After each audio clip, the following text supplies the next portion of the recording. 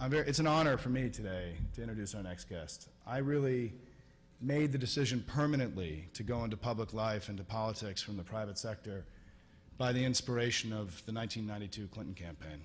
Like many people, I had kind of gone back and forth. I had been in the media business. I wasn't sure that this crazy life of politics was something that I could put my family through for the rest of my life. But I was drawn to this young governor from Arkansas who had a great vision for where he wanted to take the country, and inspired me to leave a comfy job in New York and a good life that I had to go out to New Hampshire, where I met remarkable people, including our next speaker. And I know that, again, clapping is okay, by the way. And I know that when I think about the fight that we're in today to offer a better vision for the country than what the conservatives are offering, I know that there is nobody that I look to for her passion, for her intelligence, for her understanding of the nuances of foreign policy and domestic policy, whose voice has been so loud and so clear over the last few years, that as we look to rebuild and reimagine progressive politics for the 21st century, there are a handful of leaders that are going to lead us there, and as we build this new politics of the 21st century. To me, what I look forward to, and through the rest of this year and through 2008, is that our party is going to find its voice again. We're going to find our ability to articulate the great challenge of the day and to meet them as we did before in the 20th century. And we know at the end of the day that there is going to be somebody there, no matter what role she's playing, whose voice is going to be extraordinarily loud, extraordinarily clear, extraordinarily effective, leading us to this revival. It's going to be our next guest, Senator Hillary Rodham Clinton from New York. Thank you.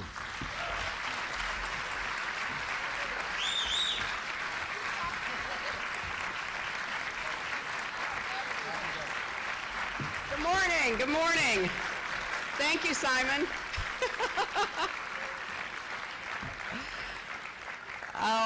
I just caught part of Simon's introduction, and he brought back a lot of memories because he did come to Little Rock in 1992 and work in the war room.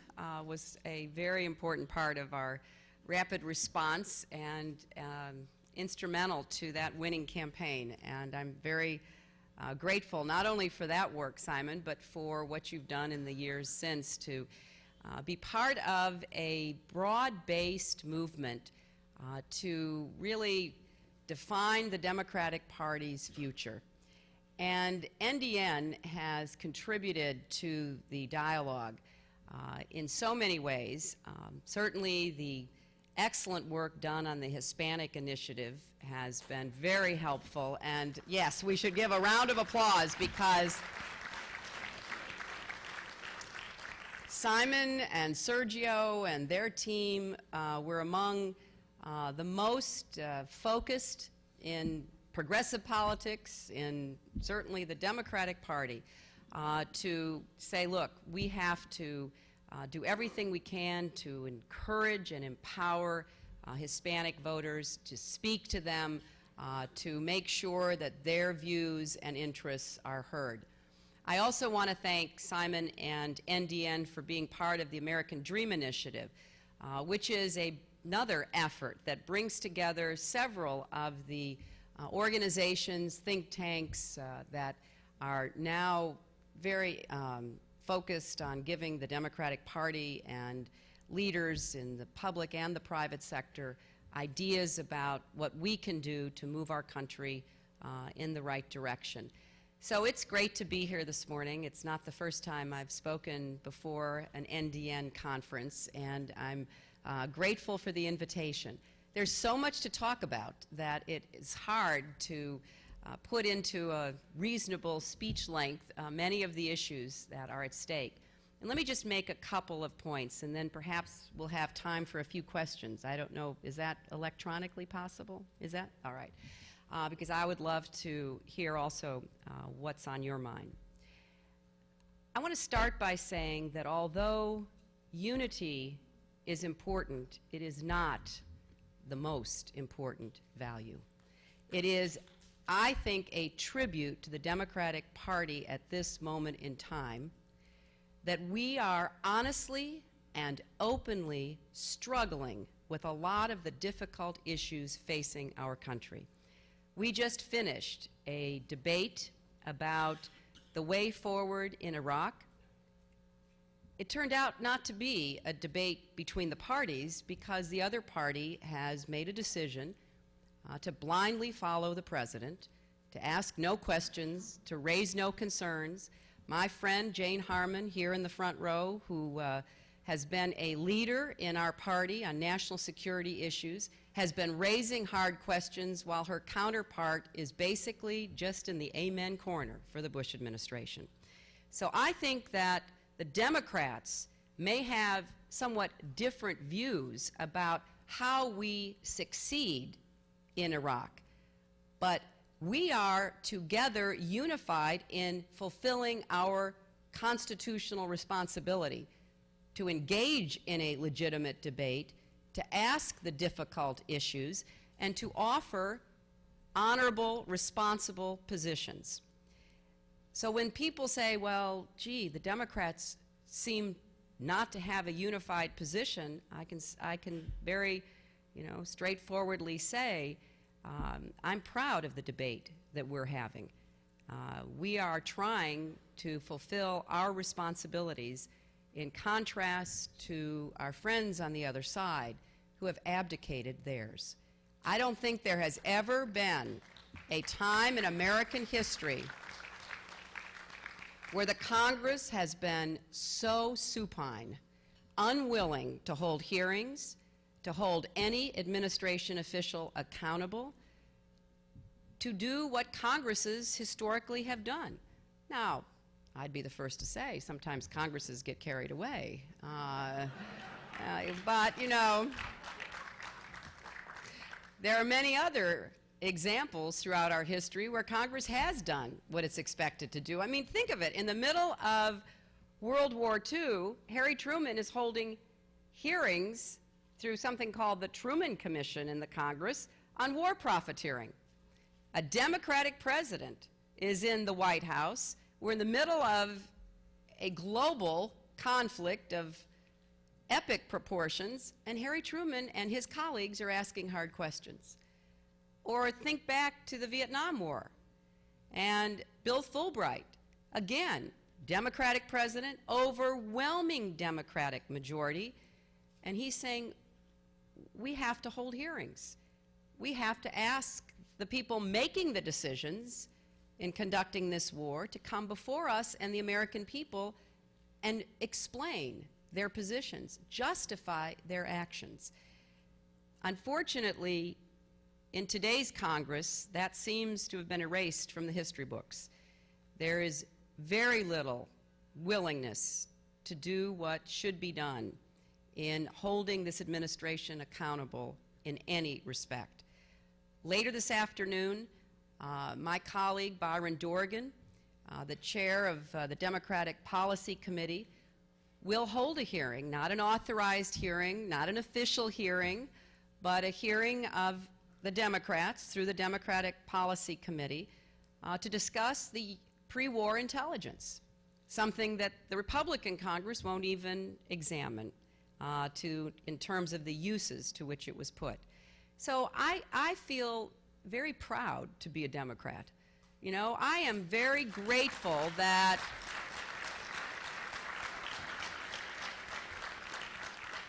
Democrats are doing what should be done in a democracy. Secondly, the 9 Democratic women senators have come together around what we call a checklist for change. I'm sure that this is a gender-related trait, but we make checklists about everything. We make checklists of our checklists. And so the 9 of us were talking one day, and we said, look at the priorities of our Republican majority. Look at the issues they're bringing to the floor of the Senate. Look at how they're trying to inflame their base and appeal to a very small sector of the electorate in order to enhance their chances for electoral victory in November. And we thought maybe we should present our own checklist for change, legislation we believe should be brought before the Congress that we know would have an effect on the lives of the people we represent.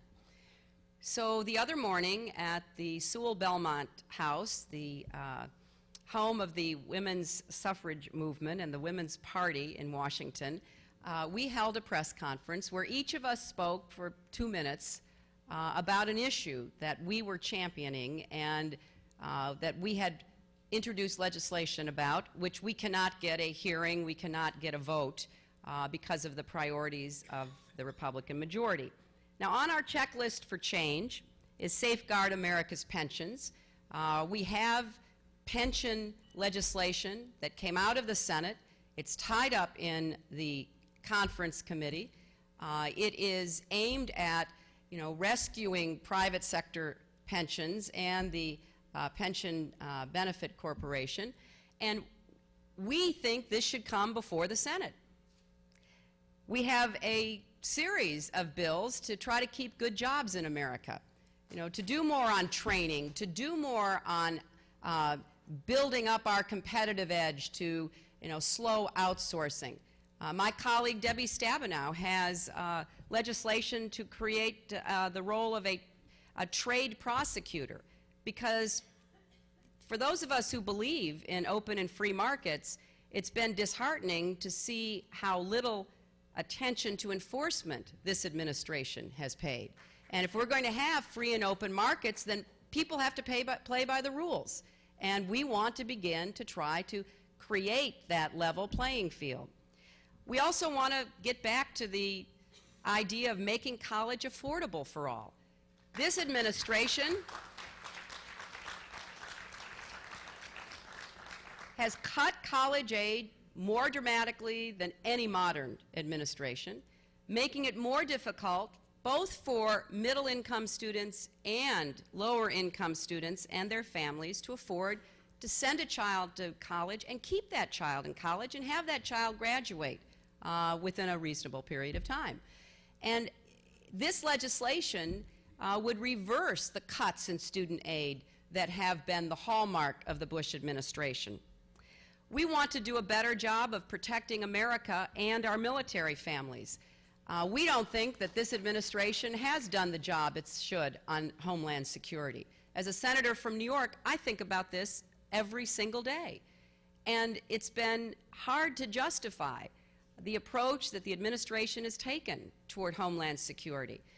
I hope that we're going to begin to come to our senses and have what the 9/11 Commission recommended, threat-based, risk-based funding, but it's going to require debating it and moving forward with that priority on the Senate floor. When it comes to our military families, we're trying to do more to give them the support they need. I did a hearing out on Long Island with my colleague Steve Israel last year, and we had military families testifying about how they were eligible for food stamps, how they were being harassed by creditors. We need to do more to make sure that they're taken care of when their loved one is in harm's way. We want to debate how we deal with disasters. And we're in the middle of another hurricane season. And we all know what a terrible, neglectful failure the Bush administration was in its response to Katrina. But has anything really changed? I introduced legislation shortly after Katrina for a Katrina Commission, modeled on the 9/11 Commission, to get to the bottom of what caused the dysfunctional response. I've also introduced legislation to make FEMA independent again the way it was during the Clinton administration with cabinet-level stature. I introduced that back in September, and earlier this year, my colleague Trent Lott, who lost his home, came to me and said, I agree with you. I believe FEMA should be independent again. So we have the Lott-Clinton bill. Let's debate that. Let's get FEMA out of the Department of Homeland Security, where it never should have been placed in the first place, and get back to a responsive FEMA that actually lives up to its name, that it knows something about emergencies and management, and it's staffed with people who have credentials and experience.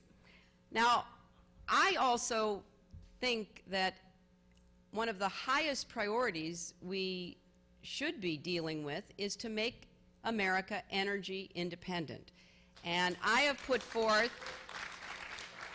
a detailed approach to doing that, the centerpiece of which is a strategic energy fund that would make not just a financial commitment to accelerating research and moving more technology to commercial applicability sooner, but would ask the oil companies to be part of the solution, not just part of the problem, by contributing to this strategic energy fund.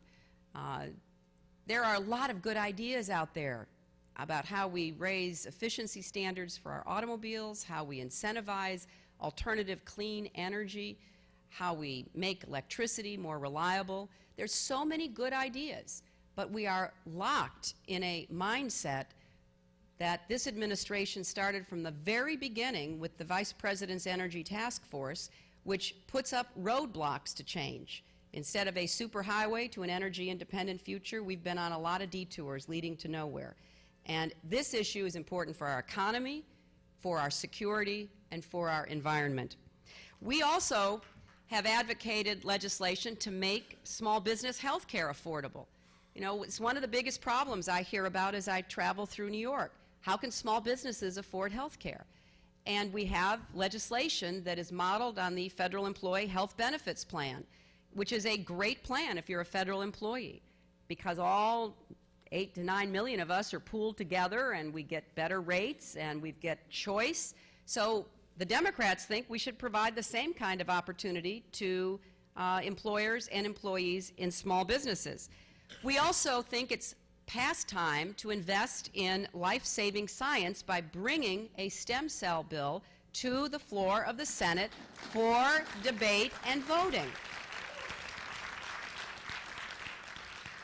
The Congress, the House, passed a stem cell bill on a bipartisan basis. Our leadership, the Republican leadership, won't bring it to a vote because it will pass.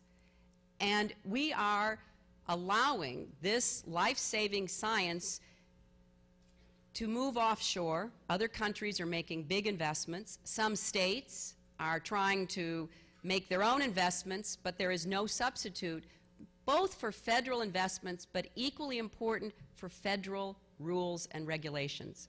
You know, it is not illegal in America. It is not a crime to clone a human being. We cannot get an honest debate about stem cells, which would prohibit the most offensive forms of research, because the White House and the Congress don't want to move forward on what a huge bipartisan majority of Americans believe we should be doing to move into this new scientific arena. And finally, on our Democratic women's checklist for change is to protect our air, land, and water from the assault of this administration day in and day out. Now, this is about, of course, global climate change. And if you haven't seen Vice President Gore's movie, please see it. It will give you even more ammunition when you're discussing this with your friends and colleagues. So this is about moving towards some system that the United States will be part of to deal with carbon dioxide. But it is also about acid rain. It is about mercury. It is about Superfund toxic waste sites. It is about the full range of how we protect our air, our land, and our water. And equally importantly, it is about looking at the health consequences of our failure to do so. Many of us believe that if you look at the 3 causes of disease, genetics, behavior, and environment, we're making progress in understanding genetics. We're getting around to putting out some very strong advice about behavior, from everything from taking soft drinks out of schools to having employers encourage employees to exercise more. But we're not yet focusing on the environmental connections and causation. And I believe that many chronic diseases have a strong environmental focus, a strong environmental cause. So there's a lot we want to do. So when people say to me, what do the Democrats stand for? This is what we stand for. We have legislation. We could vote on this legislation. We could make progress starting tomorrow in dealing with these issues. And there are, of course, many others, like fiscal responsibility and getting back to the policies of the 1990s, where we actually balanced the budget and came up with a surplus and created an upsurge in economic prosperity, lifting more people out of poverty. If you want to lift people out of poverty, look at what we did in the 1990s, where the Earned Income Tax Credit, where other kinds of assistance to people who wanted to work hard enabled them to move themselves and their children into the middle class. So I think we've got a great agenda. Now what we need is a winning electoral strategy. We need to run campaigns that make it clear to the American people that we know what we would do if we have the honor to take back one or both houses of Congress in the '06 elections. I cannot stress strongly enough how important it is we stay committed to winning elections this November. The other side knows what is at stake, and I think their game plan is obvious to any who choose to look. They're going to replay what they did in '02 and '04. You can hear it, you can see it. It was certainly evident on the floor when we were debating the way forward in Iraq, and the Republicans were quick to point fingers and call names and attach labels and slogans. They may not have a war policy, but they do have an electoral policy. And it is, once again, to engender fear and insecurity and to try to prevent people from thinking about what works and what the real threats are that we face and the most effective strategies for dealing with them. But I'm optimistic because I think reality has finally caught up with the Republican majority and the White House, because you can only go so long denying the evidence in front of your eyes. For years now I've said that the Bush administration wanted to turn Washington into an evidence-free zone. And if you have read a review or had the occasion to read Ron Suskind's new book, The 1% Doctrine, you will see that there is a lot of evidence to back up their dismissal and denial of evidence. They speak derisively of those of us who live in the reality-based world because they believe that they can reshape reality even if it has very little to do with the threats we face, the risks we confront, the challenges and opportunities we should be seizing. So it's our job to get out there and make the case for a Democratic majority, make the case for the Democratic priorities that will affect the lives of the vast majority of Americans. If we make that case with the help of NDN and all of the organizations who are committed to seeing us back on the right track, I think we will be successful in November. Thank you all very much.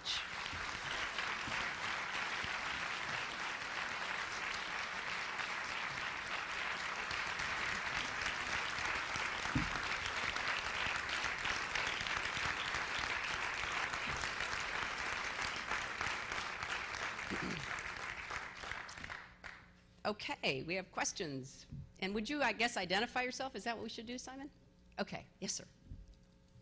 Mrs. Clinton, thank you very much. My name is Bart Acacella. I think a lot of people here are very enthusiastic about new media tools, specifically blogging and the so-called net roots. Do you share that enthusiasm, and do you have any ideas about how we can harness the power of this new movement to the benefit of progressives? I do share that enthusiasm. I think it's very exciting what is going on in the so-called blogosphere. Again, Simon and NDN were among the very first to understand the potential and power of the new media.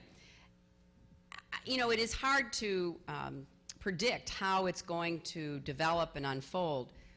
I hope that we will be as effective on the progressive side of the ledger in promoting our ideas, our solutions, as the other side is in tearing everything we do down.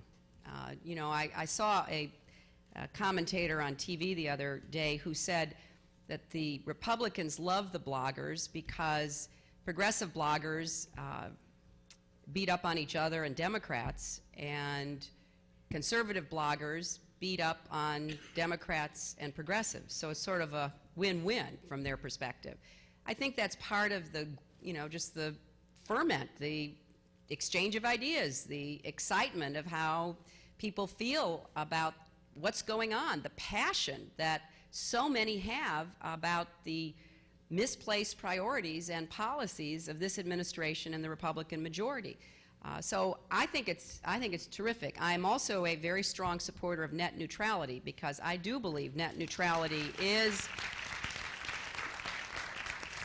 the best policy to ensure that the internet remains a public square of idea exchange and idea promotion.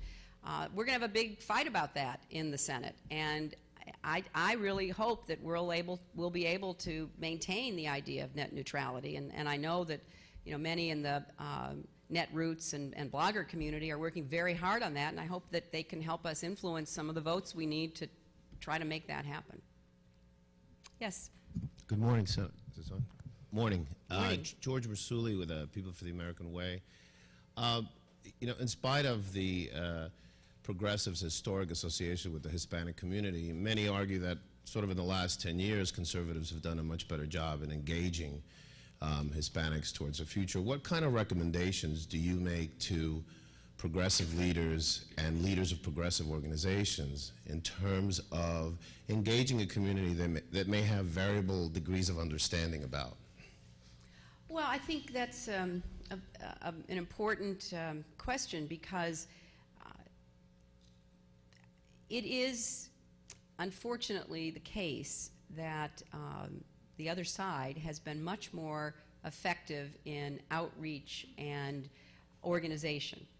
You know, they still don't capture the majority of votes in most cases, but they do have organized, well-funded outreach efforts. We have to take it very seriously. I don't think we can take any voter for granted. I don't care who the voter is. We have to fight to earn every single vote, and that's certainly what I've tried to do in my time in the Senate.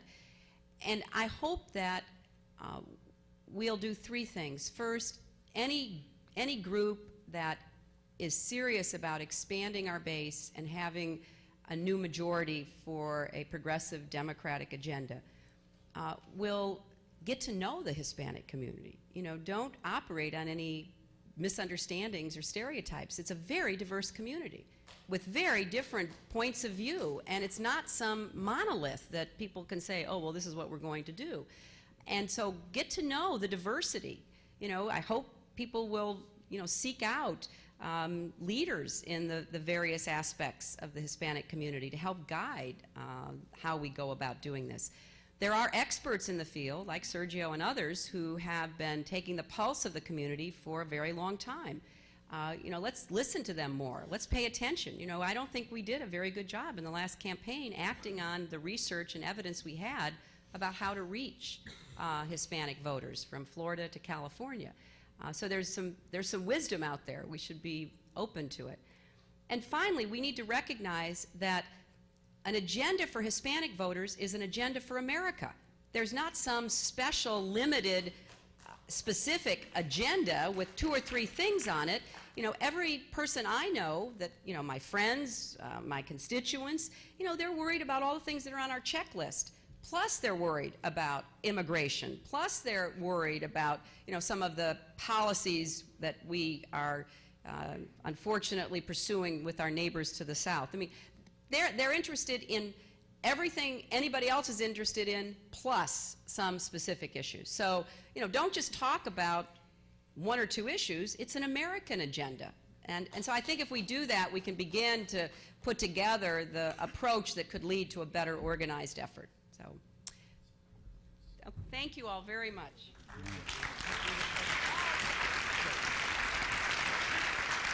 running the soccer camp. We have, before the senator goes, we wanted to present her with two special presents. It was an appropriate way to end. Thanks, George, for the. As you all know, we're running this campaign in the World Cup right now, and we have two jerseys for her. And these are jerseys, I'll hold it up, that are right from our campaign, Más que un Partido Demócratas Unidos. And you can see on the back, we have the H. Clinton jersey for Hillary Clinton. And, let me give you this. And we have a second very important jersey, which is the B. Clinton jersey. Here. And you see, so please wear them in good health. Thank you very much. Thank you so Thank you so much. Okay. Okay, thank you.